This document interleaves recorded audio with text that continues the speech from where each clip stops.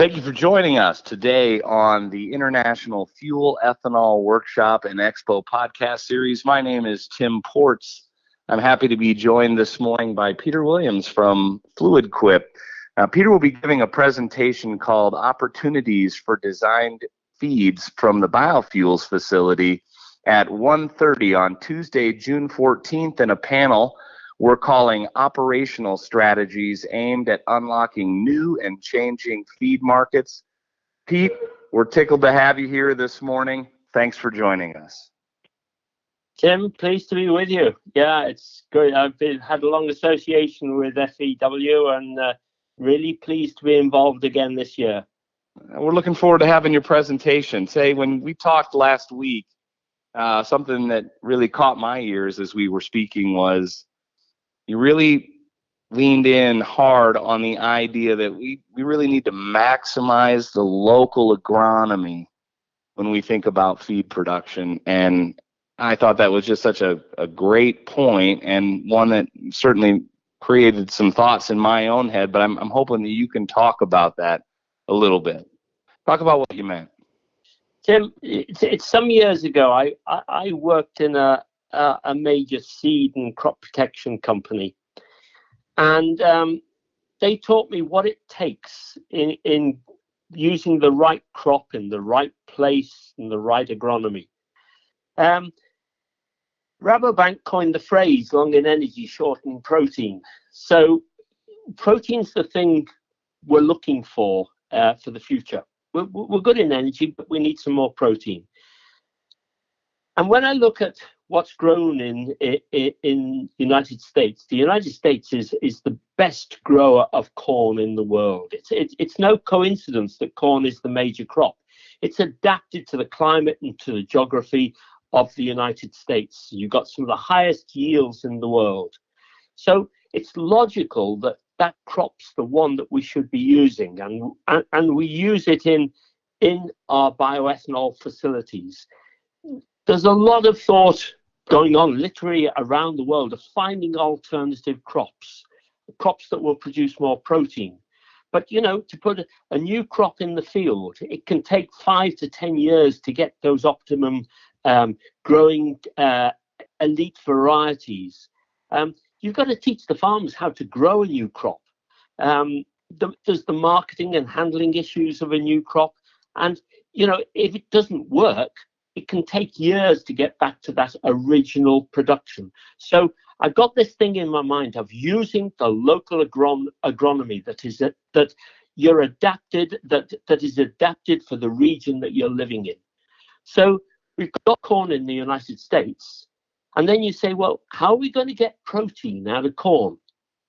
And here we are now making that corn a dual purpose crop. We can use it for the energy. We can get the renewable fuels out of it from the ethanol plant. Then we can get the oils from the corn that go into animal feed. And now with these new technologies, we can push the value and get pure protein supplements out of corn. We can get it up to a 60% protein product with some of the new technologies that we've got. So we're making corn, the local agronomy, the best agronomy from the United States, into a dual purpose crop. And that really excites me. That's how that's the best sustainable approach to using the agronomy that we've got at the present moment for the future production of protein that we need. So does that sort of, this excites me. I think that's a great way to be going. And that's why I feel what we're doing is adapted to what's happening in the United States, to the requirements for additional protein, and the crop we're going to use to do that is corn. Well, hey, the Iowan here that you're talking to is jumping up and down in excitement. So really appreciate that. My next question is, it really feels like any observer of the ethanol industry and the co-products that come out of ethanol plants would say that we're on a trajectory towards more and more customization of feed products. It seems that they get more and more customized, targeting specific things and enhanced protein. What's driving all of that, Peter? What's really sort of behind that? What's the driving force for that continued innovation? Well, you know, innovation drives revenue. Innovation is the response to the new challenges that we're being faced with, and sustainability and the ESG, the environment, the sustainability in governments are all components of drive to new trajectories. Now, I look back and, for a long time, distillers, dry grains and solubles, it's a great product. It really is a great product. And we've done a lot of work with it of how to use it. But DDGS was never designed. DDGS simply happened. It was the simplest, easiest way of taking the material that was produced after producing ethanol and finding a market for it, getting it off our ethanol plants.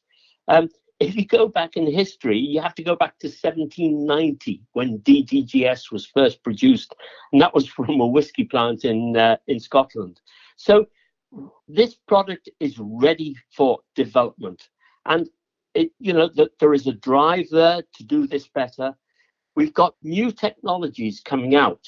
So the mechanical technology, we've got enzyme technology. So put that together with what we've got there at the present moment, and you've got a number of different factors that start to help us getting to the future. And in this whole process that we've got with an ethanol plant, you've got two biological factors that are really exciting. You've got the production of yeast, and you've got a 60 hours fermentation. Now, they're two biological factors that we can adapt, we can change. So the opportunity to do things with those two factors is enormous. Then you put that together with the mechanical technological advances and the enzyme technologies that we've now got, and you've got a mix of various opportunities that can take us to the future. So, all of a sudden we've got a number of different tools in our toolkit that help us get to the future. We've got a product that has been the same for the last several hundred years. So that all fits together to do a job far better, get better products, improve sustainability, improve value from that process, and all the pieces of that puzzle are sitting there at the moment. We've just got them to put them together and make the thing work. Love it. And I hope that all of our co-products managers out there that are considering coming to the FEW just heard that response. I thought it was fantastic. I'm always interested in someone helping me understand where we are on the trajectory, on the timeline. Where is the industry relative to maximizing the value from co-product feed streams, would you say, Peter? I mean, this history, it reaches way further back than just the beginnings of the ethanol industry, obviously 1790 in Scotland. But considering the co-product from ethanol plants, in terms of peak value, are we approaching the peak, or are we just getting started? Can you help me understand, plot where we are in terms of our industry's embrace of maximizing this co-product value? Tim, we've been working on this particular one for the protein proposition and the maximized stillage co-products. This is the fluid Quip technology that has given this major advance at the present moment. We've been working on that for the last 10 years. These things don't happen overnight. When you've got a new technology and you're going to add it on to a bolt-on something like an ethanol plant, you've got to know it's going to work before you can actually start plugging it in. So where are we with this? I think we're just at the very beginning. What does the end point look like? The end point looks like the biorefinery, where we will be producing a wide range of different products from the ethanol industry. And my own vision is that sometime in the future, we're going to talk about these different products and ethanol as the co-product. But, as I said before, we've got the opportunities around the yeast. We've got the opportunities around fermentation. We've got mechanical separation. We've got enzymes. It's not going to be a straight line of development. These are going to be steps that we will make in the future. And I think we will see jumps in the technology. But one of the challenges is, where are we going to do the work? Where are the facilities that can help us look at these new opportunities? That's a bit of a challenge because there aren't many trials facilities where we can test these new ideas. But the fully integrated ethanol biorefinery is on the horizon, and that's where I see where we're going. But we're at just early steps in that process at the present moment. But the value creation is absolutely enormous.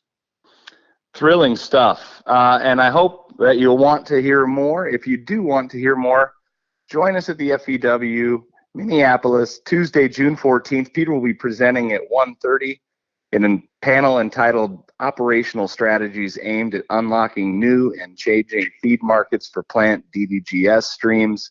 Really compelling stuff, Peter. Thank you for joining us today. And thank you for joining us on the International Fuel Ethanol Workshop and Expo podcast series. My name's Tim Ports. Thank you so much. Thanks, Tim. I look forward to meeting everybody in June.